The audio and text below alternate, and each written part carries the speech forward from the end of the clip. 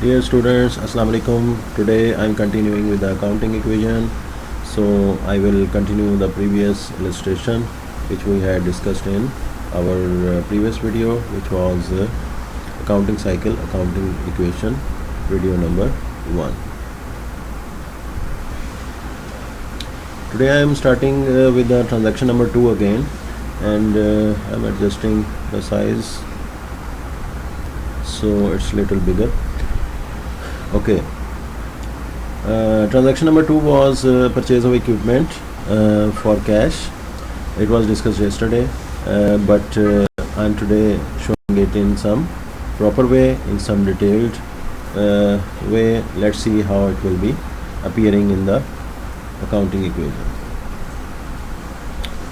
You can see that this is accounting equation. Assets is equal to liabilities plus equity, and first transaction in which equipment was purchased, and this is basic analysis, that 7,000 cash is decreased and asset equipment has been purchased, so asset is increased. So one asset is increased and the other asset is decreased by the equal amount. So you can see that equation number transaction number 2 is being entered into the accounting equation. So minus 7,000 cash, 15,000 minus 7,000 gives rise to 8,000. तो अब हमारे पास cash जो है वो बकाया 8,000 बच गया है, और इक्विपमेंट में 7,000 इंक्रीज़ हो गया है, उसका टोटल कर दिया. अब प्रीवियस से, जैसे कि मैंने प्रीवियस वीडियो में कहा था कि इसका दूसरा मेथड कह लें, या बेटर वे यही है कि अंडरस्टैंडिंग में ज़रा आपको सहूलत रहती है इस मेथड में कि आप साथ के साथ टोटल भी करते चले जाएं. इससे आपको तसल्ली हो जाएगी कि हमारी इक्वेशन इक्वल बन रही है, टैली हो रही है, एसेट्स जो हैं वो लाइबिलिटीज़ प्लस इक्विटी बराबर नज़र आ रहे हैं. So cash, we have cash 8,000 plus equipment 7,000, so total of the assets is 15,000 and share capital is 15,000 again, so equation is tally. Observe that total assets are still 15,000 euros, share capital ordinary also remains at 15,000 euros, the amount of the original investment. So हमने जो author ने कहा उसको भी पढ़ लिया. इनका writing style बहुत शानदार है. आप लोग इस टेक्स्ट बुक को हासिल करें, ये डाउनलोडेबल भी है, मार्केट से भी अवेलेबल है, इसको परचेज़ करें. I have taught so many books. Indian books को भी मैंने पढ़ा और पढ़ाया भी. शुक्ला, गुप्ता, मुखर्जी, हनीफ. पाकिस्तानी बुक्स भी मेरे जो है वो इस्तेमाल में रहीं. अमेरिकन बुक्स भी काफ़ी जो है मैंने स्टूडेंट्स को पढ़ाई हैं, और ब्रिटिशर्स की टेक्स्ट बुक्स को भी देखा है. Frank Wood is a very nice book, but according to me this is the best book, basic book on the financial accounting, क्योंकि बेसिक्स को बहुत अच्छा समझाती हैं. इनका राइटिंग स्टाइल बहुत अच्छा है, बहुत इजीली एक्सप्लेन करते हैं. ट्रांजैक्शन नंबर 3 को उसी तरीके से जैसे हमने जो है वो इसको देख लिया था, इसका बेसिक एनालिसिस दोबारा से देख लेते हैं. यानी supplies have been purchased, the asset supplies increases by 1600 and liability accounts payable increases by 1600. तो ये हमने उसको देख लिया था. अब ज़रा टोटल के साथ जो है इसको दोबारा से मैं आपके सामने पेश करता हूँ. Transaction number 3, row number 3 white के अंदर आपको नज़र आ रहा है. सप्लाइज़ में 1600 इंक्रीज़ हो गया, अकाउंट्स पेबल में भी 1600 इंक्रीज़ हो गया. अब जितने भी एसेट्स हैं उन सब का दोबारा से टोटल कर लिया. कैश वहीं पे है 8,000, सप्लाइज़ में 1600 का इजाफा, 0 प्लस 1600, इक्विपमेंट में कोई चेंज नहीं, 7,000. इन सब को ऐड किया फिर 16,600. Left hand side of the equation assets is equal to जो है वो 16,600 हो गया. तो हमारी बैलेंस शीट या स्टेटमेंट ऑफ फाइनेंशियल पोजीशन में इस वक्त लेफ्ट हैंड साइड पे 16,600 एसेट्स जो हैं आ रहे हैं, राइट हैंड साइड पे भी 16,600 होना चाहिए. तो हमारा शेयर कैपिटल जो है वो 15,000 पे जा रहा है, 1,600 एक लाइबिलिटी है. So left hand side matches the right hand side, both sides are equal. याद रहे, एक दफ़ा मैं पहले भी आपसे कह चुका हूँ कि यही जो इक्वालिटी है, यही जो इक्वेशन है, this will become the basic of the debit and credit rules. Debit and credit rules हम इंशाल्लाह नेक्स्ट किसी लेक्चर में जल्द उस पर पहुँचने वाले हैं.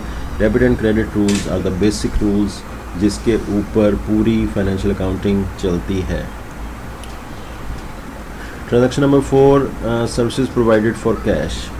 तो अब जो है वो ऑर्गेनाइजेशन ने काम भी शुरू कर दिया है, लोगों को सर्विसेज प्रोवाइड करना शुरू कर दी हैं, रेवेन्यू अर्न किया है।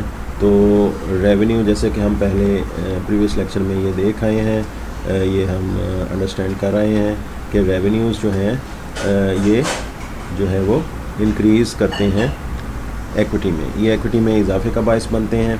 एक्विटी के दो हिस्से होते हैं, share capital and retain earnings. तो ये रिटेन अर्निंग्स में इजाफे का बायस बनते हैं। रेवेन्यू आपको नज़र आ रहा है कि रेवेन्यू के नीचे हमने इसको लिख दिया है। So I am adjusting a bit, so let's see everything is into our screen. तो इसको एनालिसिस किया, कैश इंक्रीजेस सर्विसेज प्रोवाइड की हैं और कैश रिसीव किया है उन सर्विसेज के अगेंस्ट। तो कैश इंक्रीजेस बाय 1200 और रेवेन्यूज़ इंक्रीजेस बाय 1200। तो साइड पे ये रेड कलर में वाज़ तौर पे बता दिया है कि ये क्या है, सर्विस रेवेन्यू, और सर्विस रेवेन्यू जो है वो एक्विटी में इजाफे का बायस बनते हैं। ठीक है, एक आम सी लॉजिक है कि एक ऑनर है, मालिक है बिज़नेस का, तो जो भी आमदनी हो रही है, रेवेन्यूज़ हो रहे हैं, वो ऑनर का राइट है। अगेन इसमें ये आपको याद दहानी कराता चलूँ, this accounting is for the business, this accounting is from the perspective of the business. ये बिज़नेस के पॉइंट ऑफ व्यू से ये सारी बात हो रही है। बिज़नेस के ये एसेट्स हैं, बिज़नेस के एसेट्स, बिज़नेस की मलकियत के अंदर ये एसेट्स हैं, इक्वल्स टू बिज़नेस के ऊपर ये लायबिलिटीज़ हैं, और एक्विटी भी बिज़नेस के ऊपर एक तरह की लायबिलिटी है। लायबिलिटी का मतलब किसी का देनदार होना, किसी के पैसे देना। तो यानी लायबिलिटीज़ जो हैं वो एक इस किस्म की रिस्पॉन्सिबिलिटीज़ हैं, इस तरह के पैसे हैं जो कि बिज़नेस ने गैरों के देने हैं, अदर देन ओनर के देने हैं, और जो ओनर के देने हैं वो एक्विटी कहलाता है। यानी जो ओनर ने इन्वेस्ट की हुई है फंड्स, वो ओनर्स इक्विटी कहलाती है, वो एक तरह की लायबिलिटी ही होती है। और जो अदर देन ओनर होती है लायबिलिटीज़, उनको हम प्योर लायबिलिटीज़ कह देते हैं। सो इसको फिर किसी वक्त हम डिटेल के साथ इंशाल्लाह देखेंगे। अभी फ़िलहाल इक्वेशन पे आते हैं। ट्रांजैक्शन नंबर 4, कैश में 1200 का इजाफा 9200 एंड रेवेन्यूज़ में 1200 का इजाफा 1200 हो गया। याद रहे रेवेन्यू का साइन प्लस है, एक्सपेंसेस का माइनस है, डिविडेंड का माइनस है।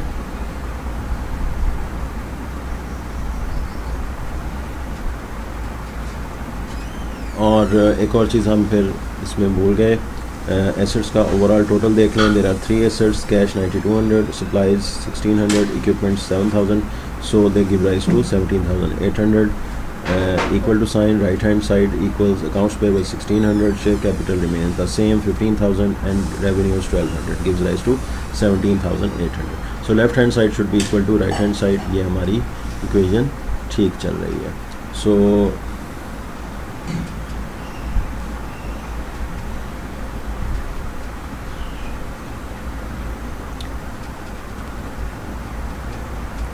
इसी तरह हम ये डिस्कस कर रहे हैं कि एडवर्टाइजिंग ऑर्गेनाइजेशन ने करवाई थी। ऑर्गेनाइजेशन ने जो है एडवर्टाइजिंग की कॉस्ट बियर की, वो एक एक्सपेंस है। सो अगर वो क्रेडिट पे है तो इस तरीके से हमारे एक्सपेंसेस में इंक्रीज़ हो गया और हमारी लायबिलिटीज़ में भी इंक्रीज़ हो गया। तो लायबिलिटीज़ में हमने 250 लिख दिया, ये प्लस साइन के साथ ही है। और याद रहे कि एक्सपेंसेस में बहरहाल इंक्रीज़ हुआ है, लेकिन एक्सपेंसेस चूँकि एक नेगेटिव आइटम है, सब्ट्रैक्ट होने वाला आइटम है, लिहाजा इसके साथ साइन नेगेटिव का ही चलेगा। तो right hand side of the equation पे जो है एक आइटम प्लस का है, एक माइनस का है, तो इक्वेशन के टोटल पे कोई फ़र्क नहीं पड़ा। पिछली मरतबा जो टोटल था 17800, वही जो है on both side of the equation आ गया है। Let's move on to the transaction number 6। तो service provided for cash and credit. Previously आपने देखा कि हमने कुछ सर्विसेज प्रोवाइड की, वो कैश पे थी और कैश में इंक्रीज़ हो गया। अब जो सर्विसेज हम प्रोवाइड कर रहे हैं, it's a mix of cash and credit. Like किसी को हमने सर्विसेज प्रोवाइड की, उन्होंने हमें फौरी तौर पे 1500 जो है वो कैश अदा कर दिया और जो है कहा कि बकाया जो है वो पेमेंट आपको हम बाद में देंगे, तो हमने उनको बिल जो है वो सेंड कर दिया। The company receives cash of 15,000 euros from the customers and it bills the balance of 2,000 on account. It could be one transaction और it could be more than one transactions. तो हम इसमें जो है वो मान लेते हैं कि फ़िलहाल ये एक ही ट्रांजेक्शन है। तो इस वक्त जो है ज़्यादा भी हो सकती हैं, ठीक है जी। तो ये हम इसको एनालिसिस कर लें। कैश में 15,000 इंक्रीज़ हो गया, और जो बिल हमने भिजवाया है जो लोगों से लेने हैं, increases in accounts receivable, so another asset here. और दूसरी तरफ जो है राइट हैंड साइड इक्वेशन पे ये हमने जो है वो रेवेन्यूज़ अर्न किए हैं, ऑर्गेनाइजेशन ने रेवेन्यू अर्न किए हैं, और ये रिटेन अर्निंग्स के नीचे आते चले गए। दोबारा से टोटल कर लें छठी ट्रांजैक्शन के बाद, और ओवरऑल टोटल करके देख लें, मैच कर लें, both sides equation should be equal. Revenue के साथ साथ ऑर्गेनाइजेशन को एक्सपेंसेस भी बियर करने पड़ते हैं, और cash decreases $1,700, SoftBite pays the following expenses in cash for September: store rent 600, salaries and wages 900, and utilities 200. Normally इस वक्त ये assume किया गया है कि all the expenses have been paid on like end of the month, last month की last date को तमाम expenses अदा कर दिए गए, और उनकी एक ही transaction कर दी गई for the sake of simplicity. You can see that rent expenses के नीचे salaries and wages expense and utilities expense. These three expense plus the previous expense give rise to 1,950 euros. और इस तरीके से left hand side of the equation पे हम देख रहे हैं कि we have deducted 1,700 euros, and on right hand side of the equation we also deducted 1,700 euros. So our equation remains equal again.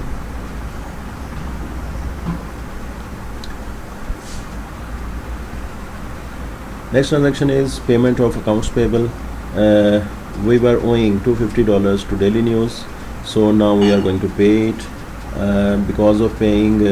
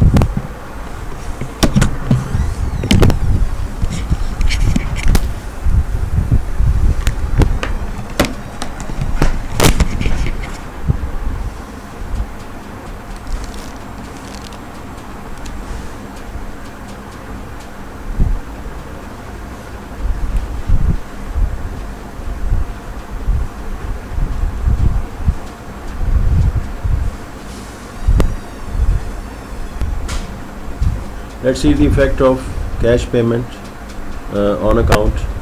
यानी हम अपनी लाइबिलिटी को पे बैक कर रहे हैं, हमारे ज़िम्मे जो लाइबिलिटी थी हम उसको अदा कर रहे हैं। तो अकाउंट्स पेबल में जो है हमारी और भी लाइबिलिटीज़ हो सकती हैं, फ़िलहाल हम अपनी एक लाइबिलिटी अदा कर रहे हैं, that is daily news bill. So cash is reduced by 250 and liability is also reduced by 250 euros. So you can see cash remains 8750 and liabilities remains 1600. Total again remains equal. You can observe, you can count it with the help of your calculator, plus minus. So let's move on to transaction number 9, receipt of cash on account. Obviously just like we have to pay our liabilities, and in the same way our customers will pay our accounts receivables. So accounts receivables are from our perspective, and these are accounts payable from our customers perspective. One thing which is accounts receivable for our organization, it will be accounts payable for the other organization.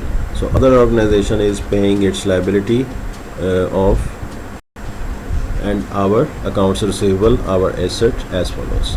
So $600 euros have been paid, so our cash increases by 600 and accounts receivable decreases by 600 because asset is decreased, one asset is decreased, the other asset is increased. Again left hand side of the equation remains that same, 19350. Maybe this is last but not the least transaction, dividends. The corporation pays a dividend of 1300 euros in cash to Ray and Barbara Neal, the shareholders of Softbyte Inc. So here we are assuming that this is a company, so these are the shareholders. This transaction results in an equal decrease in assets and equity. So you can see dividend obviously is paid in terms of cash, so cash is decreased by 1300 and dividend is also paid. It is a deduction from equity, it is a deduction from retained earnings. That's why negative sign has been given. I have told you that we will give positive sign for revenue, negative sign for expenses and negative sign for dividend. तो याद रहे इसकी reason ये है कि retained earnings के 3 elements हैं, revenue, expenses and dividend. ये अभी मैं आपको बिल्कुल सिंपल टर्म्स में बता रहा हूँ, ठीक है. जब हम स्टेटमेंट ऑफ रिटेन अर्निंग्स की तरफ जाएंगे तो हम इसको थोड़ा सा मज़ीद वाज़े करेंगे. इस वक्त जैसे कि मैं पहले भी बता चुका हूँ, अकाउंटिंग इक्वेशन ये अकाउंटिंग को समझने का एक तरह से एक आसान तरीका है. असल accounting system, accounting information system हम इसके बाद शुरू करेंगे. ये यूँ समझ लें कि हम एक बहुत मुश्किल, एक बहुत लंबे चौड़े प्रोसीजर को एक बहुत आसान तरीके से पहले समझ रहे हैं. तो इस आसान तरीके के हवाले से ये इसके 3 हमने पार्ट्स बता दिए हैं. So equation again remains the equal. So that's all about accounting equation. So this is a summary of all the transactions. जैसे कि मैं आपको previous lecture में मैंने आपको दिखाया था, इसमें ये आप देख सकते हैं. ये जो है आपके सामने सब ट्रांजैक्शंस का एक समराइज फॉर्म आ गई. आप ऐसे भी इसको प्रिपेयर कर सकते हैं और ट्रांजैक्शन बाय ट्रांजैक्शन जो है उसको समराइज़ करके भी लिख सकते हैं. वो समझने के लिए है. अगर आप पूरे मंथ की एक्टिविटीज़ को देखना चाहते हैं तो cash plus minus plus plus minus minus plus minus और एक ग्रैंड टोटल, ठीक है जी. इसी तरह से काउंटर रिसीवेबल प्लस माइनस वगैरह वगैरह. और this is all about assets is equal to liabilities plus equity. Side पे ये चीज़ें अगर लिख दी जाएँ तो बेहतर हैं. ये आपकी अपनी मेमोरी के लिए है, प्रेजेंटेशन में भी अच्छा लगेगा. So this is all about accounting equation. इंशाल्लाह नेक्स्ट लेक्चर में हम है वो प्रॉपर अकाउंटिंग सिस्टम की तरफ मूव करेंगे. इसके पैरेलल आई वुड ट्राई के बेसिक कॉन्सेप्ट्स के ऊपर मैं वीडियोस जो है वो बना लूँ. और आप एक तो मौजूद है बेसिक कॉन्सेप्ट्स के ऊपर, आप देख सकते हैं फाइनेंशियल अकाउंटिंग की प्लेलिस्ट में जाके. दैट इज़ उसका नाम है फाइनेंशियल अकाउंटिंग बेसिक कॉन्सेप्ट्स 1. तो इन द मीनवाइल बाकी कॉन्सेप्ट्स भी क्लियर होने चाहिए, तो फिर हम अकाउंटिंग इंफॉर्मेशन सिस्टम में एंटर हो सकते हैं.